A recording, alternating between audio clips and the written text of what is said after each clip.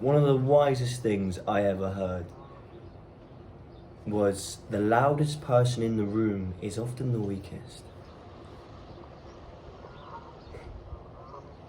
But why then, do you think, stupid people, first of all, think they're not stupid, but have the most to say? That's not a coincidence, Chief. That's perfect harmony in the universe, of how the universe works. No, this isn't some universal law. It's simple, really. Stupid people make the most noise. Stupid people think they're smart. And that's the irony of it. The smartest thing you can really say is, I am an idiot. To acknowledge that, to know that. But I encounter it every day. People that, when you really look at them, and I don't mean to sound judgmental, but for the sake of this exercise, let's go there. When you really look at them, when you really analyse them, they're not anything. They've potentially thrown their lives away. Yet they're the ones giving the advice, they're the ones making the judgment, they're the ones trying to put themselves above other people. They're the ones that have the most to say. Maybe you experience it, Chief, day to day. I know I do. At my job, there are so many people that belittle me constantly. It's usually in a jokey way, but there's always this advice given about any little thing, and it always comes in a subconscious way, like they are better than me, that they are above me. And I could argue back, I could defend myself, but here's why I don't, Chief. Because there's no point. I think about what I could say, but do you know what I do? I just nod. I play the idiot because I want them to think I'm stupid, because I find that funny. Because I'm working the same job as them. This one particular guy is in his 40s. He's earning the same amount of money as me. And this guy's giving me advice on my life, on how to be better at the job that I don't particularly care about.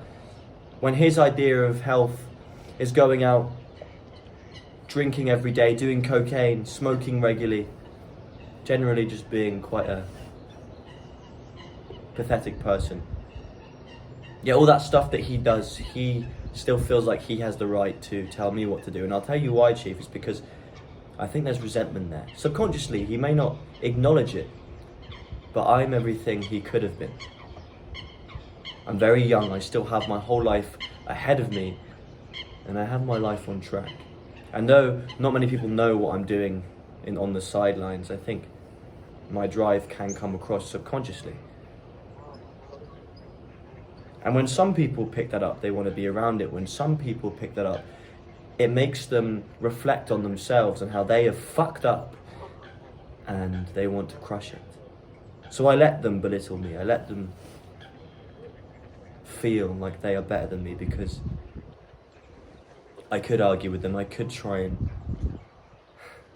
put them down, but I don't need to, because I know the truth in here. All I have to do is go home, look at myself in the mirror, realise what I'm doing, realise that job is just me almost playing a character.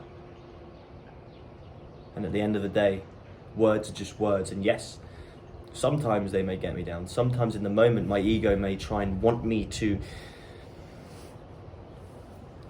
fight back. But ultimately, when you remove your emotions from it, when you take the bird's eye view, we're in the same position, and I am twice as young as this particular person.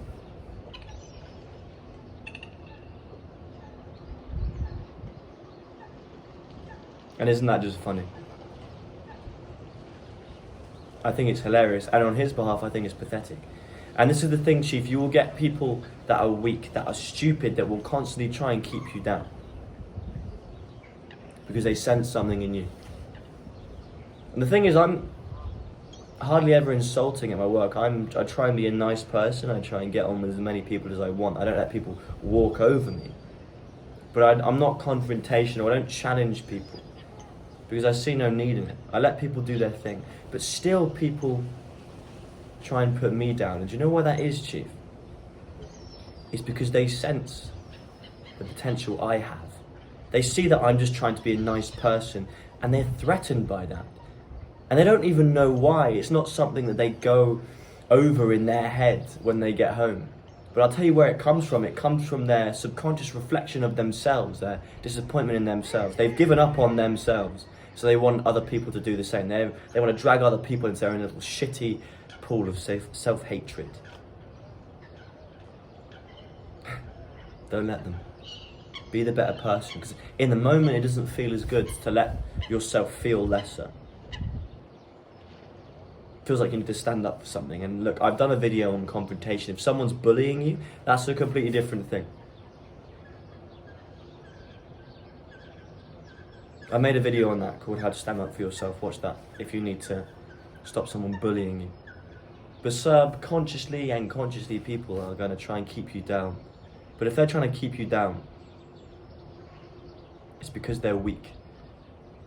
And they're threatened by you for whatever reason. You might not even be doing anything. And that should be enough of a reason for you to keep yourself up. Laugh at that idea and just keep going. Because brilliant minds and brilliant people will always battle the people trying to keep them down. And the people trying to keep them down always have mediocre minds. Mediocre to weak minds. Because they don't want anyone else to succeed. They want everyone else to feel the pain that they've been feeling for the last 10, 20 years, but the thing is they've done it to themselves. And you can have sympathy, and here's the thing as well, what's funny about these people that have given up is that if they just change their mindset, they could spend the rest of their lives in a different way of living, and they could probably become brilliant.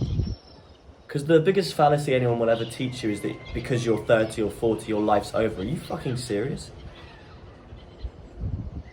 It's very rich coming from me, a 21-year-old, but I'm pretty sure life doesn't end there. Yeah, you might be less able-bodied, but it's bullshit if you think you can't learn something new. It's bullshit if you think you can't change your life around. Of course you fucking can. Defeat is not a permanent condition. Giving up is what makes it permanent. And do you want to know the truth about these weak people is they just don't want to try. They convince themselves that X, Y, and Z is keeping them down and that their life is fucked. But the reality of it is they don't want to try because they know that changing their life around would be fucking difficult. And that difficulty scares them. And instead of facing it head on like a man, they take it out on other people, people that have potential, and try and drag them down into the same pit of self-pity and patheticness. But don't let them, Chief, because these small-minded apes will keep you weak. And like I said, the weakest man in the room is often the loudest, so don't say anything to them. Let them think you're an idiot. Let them think you're weak, and in 2, 5, 10 years, they will see when you are 10 times more successful than they will ever be. And you won't have to say a word. And they'll probably still try and come up with some reason why they're better than you, that you got it all by luck or something, whatever. But your actions will speak louder than your words will ever speak. The weakest man in the room is often the loudest, so say nothing. In fact, say less, do more. If this video has helped you, if there's someone that you think needs to hear this, please share this to them, share this around. Really appreciate you always leaving comments and everything like that. It always puts a smile on my face, and it's good for the algorithm. Leave a like, of course, and just look after yourself, Chief, okay? Have a good week.